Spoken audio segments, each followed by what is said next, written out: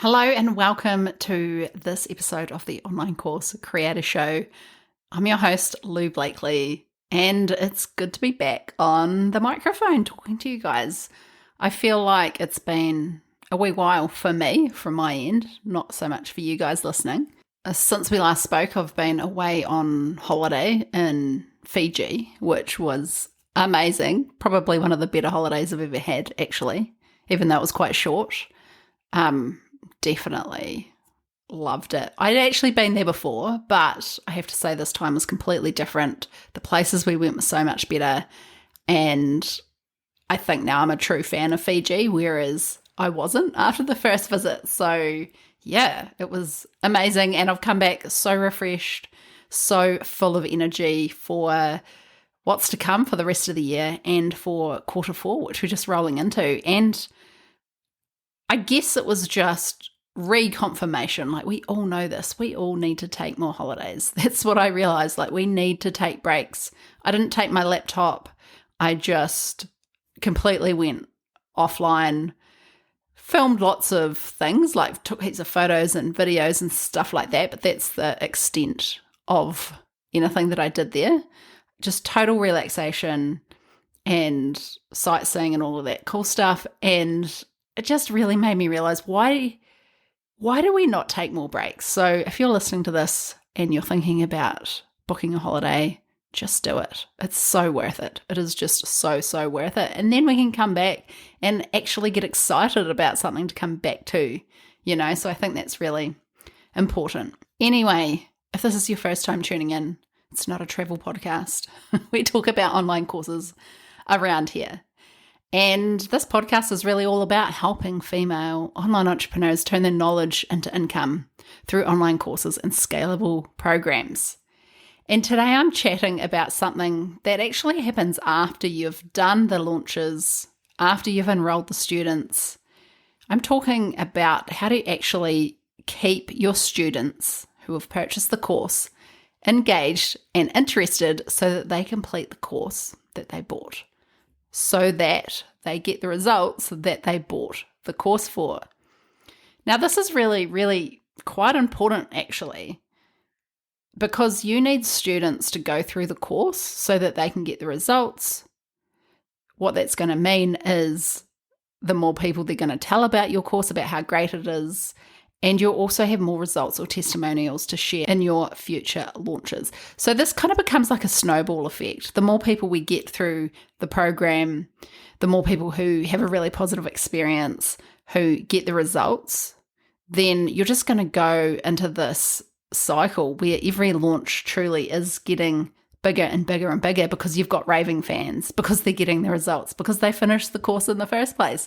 So actually getting them to finish the course is so important to the longevity of your online course and the overall success you're going to have as an online course creator. So while I don't think that this is something that you need to focus on, say if you're brand new to this whole world and you're thinking about creating an online course, then today's episode is definitely going to help point you in the right direction. But of course, you've got to launch a course and create your online course first. And then this is something that you can work on improving after that. So when it comes to something that you can actually monitor or measure, a good metric that you could measure is a completion rate. So it's definitely something that you should be paying attention to and taking note of. Maybe not like with every time you do a launch, but maybe every 6 months you actually jump into your course software and see how many people are actually going through the program and how many people are actually completing it.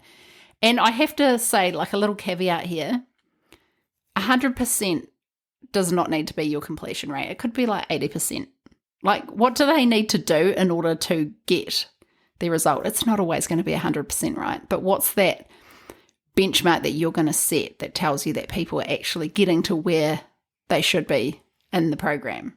And it kind of goes without saying, but it's going to be much easier to achieve a higher completion rate in a more hands-on program, such as a group coaching program or a cohort-based program.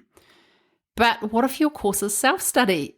Are there ways to help increase your completion rates then? Because at that stage, like people are buying your course, or in this instance, people are buying your course and then there's not really any support from you and they just work through it in their own time, are there ways then that you can help your students complete the course more? And my answer to that is yes, and that's what I'm covering today. So there are actually quite simple things that you can action, which I'm going to share. Now, these are quite quick fire style today, so I'm not going into huge detail on each one, but take what you need and leave the rest. Now, I also want to say that the whole completing online courses and the statistics around this is pretty nuanced, I think. So sometimes people actually do buy self-study courses that they don't intend to use straight away. I know that that's definitely been the case for me. I've seen an online course, I've seen someone launching an online course, and I've been like, I'm going to grab that because I know I don't need it now, but I'm going to need it in a while. Okay, so there's nuance to this. There's different reasons that people are buying your course and them completing it within, say if it's a 4-module course, they don't need to complete it in 4 weeks. Like, does that really matter to you or to them? Probably not, but it's more about looking at it with over time. So that's why I measure something like this every 6 months. So I also want to point out that people don't always need to complete a course 100% to get the results, which is why I was speaking before about you should pick a benchmark that's actually less than 100%. So one thing I've noticed with my own courses is that my most successful students do not necessarily watch all the videos, but they just take action on what they do watch, and that's actually the thing that gets them results, not watching every single video. So I don't want you to get too hung up on it, but just know a few little tweaks will bring big results when it comes to helping your students get through the content and then get the results that they need.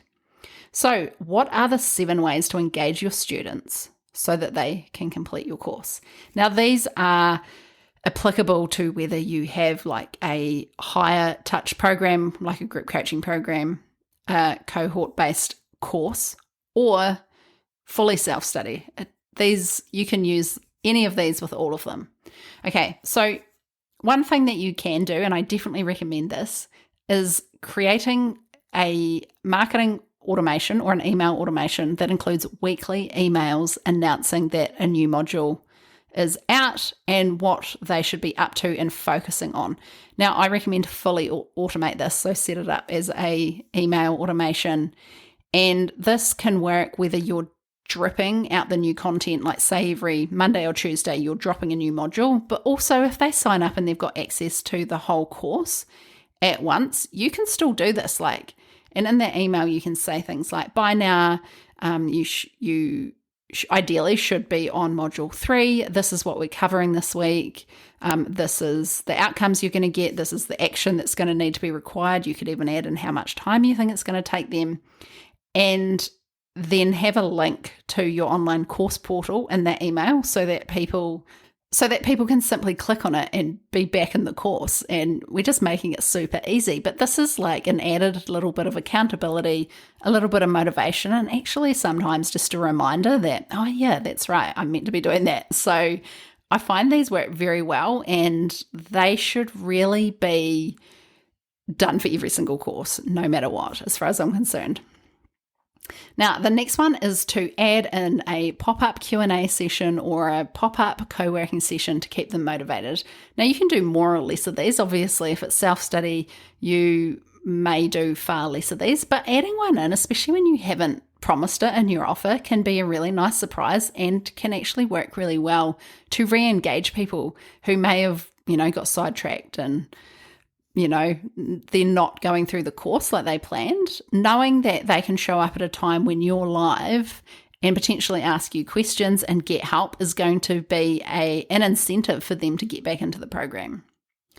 Now, the third thing that you can add in is gamification, which gives the user or the student a reward as they complete certain things in the program. And this can be like a dopamine hit, right? It can make them feel good about themselves. So this will really depend on your course platform. I know that there is a Kajabi theme called Gamify, which could be worth looking at in this sense. It's not one I have used, but I've heard a lot about it. You can also add in gamification by setting up things like automations to acknowledge that they've completed a module, so that when someone does watch like the final lesson in a module, you have an automation set up to send them an email, and in that email could be a prize or a certificate or, anything. Like, get creative here. You can also add in milestones to hit and acknowledge them when that is complete. So they're kind of getting rewarded as they make progress through the course. And I think that's something that is going to get bigger and bigger, to be honest. Now, the fourth one is a practical one in terms of actually creating the course content so it's easier to consume. And one thing I definitely recommend is to create shorter videos so that they're easier to achieve, to just watch them, to simply watch them from a student perspective.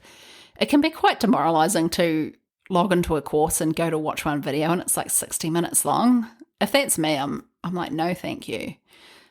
So I recommend that you keep the videos shorter rather than longer. And it may actually take you a little bit longer to create shorter videos because you've really got to be quite succinct in what's going in them. However, I believe that you're going to get more people actually completing them when they are shorter. Now, the fourth way to engage your students is along a similar stream as the last one. So I recommend to remove complex material if it's not necessary to get the result. If you've been listening to this podcast, or if you've, worked with me in any way, you will know that I bang on and on and on about this a lot. You don't need to bring people up to the proficiency of knowledge that you have in this, whatever your area is that your online course is in. You actually just need them to get to the level where they can get the result that they desire, that is the promise of the course. They don't need to become professionals. They don't need to become experts. And in most cases, we're not actually teaching people how to become experts unless maybe we've got a certification style program. But what we are teaching them is the steps they need to get the result that they want. So we can remove a lot of the complex things that we know, but they don't necessarily need to know.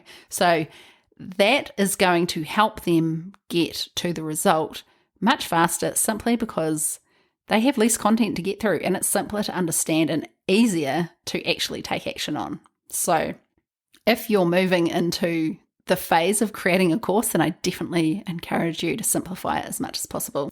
Okay, so moving on to the next one. There's a couple of things in this one actually. So you can set up quizzes at the end of each module so that they can test themselves on their knowledge and help create a sense of accomplishment. And you can also offer a certificate of completion when they complete the course. And actually you could do a certificate of completion for each module or phase as well, depends on how big your course is. Now, the last way that you can engage your students so that they complete your course is to share wins of other students with the group inside the program in order to motivate them, to keep them going, and maybe instill a little bit of competition if you think that suits your audience.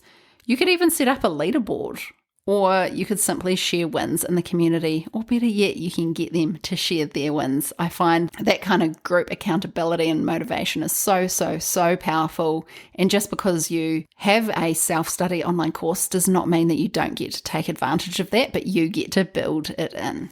So all of these tips shared today are going to help your students a lot. They're going to keep them motivated and get them to the end result that they desired when they actually purchase the program, so they get their money's worth and they walk away as a happy customer. Now, this is a huge win-win. Obviously, it's a massive win for them and it's a huge win for you. Like I said before, this is really going to help your longevity as an online course creator. It's going to make your business more successful in the long term, and that's what it's all about. So hopefully you've had some ideas that you can go and take action on inside your course, whether you're just approaching that course creation phase or, you already have a course. These things are, most of them are pretty simple to add in, and actually some of them are actually better off added later once you see how people move through the course.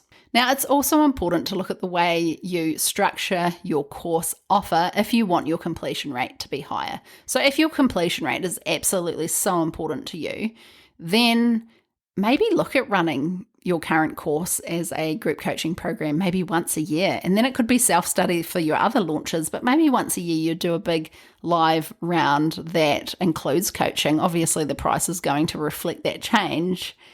Or you could also do cohort-based courses where you launch, close the doors, then go through the content week by week with your students.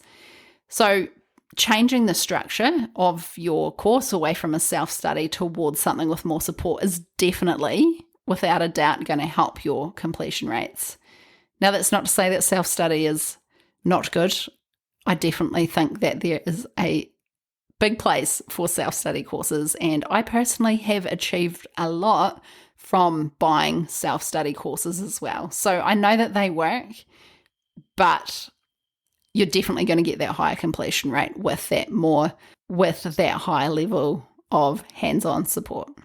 So thanks so much for listening today. I hope you love this episode. Have a great rest of the week, and hopefully I will see you again soon. Thanks, course creators and go-getters. You're incredible, and I hope you enjoyed today's episode. If you haven't done so already, make sure you hit subscribe in your podcast app so you don't miss an episode.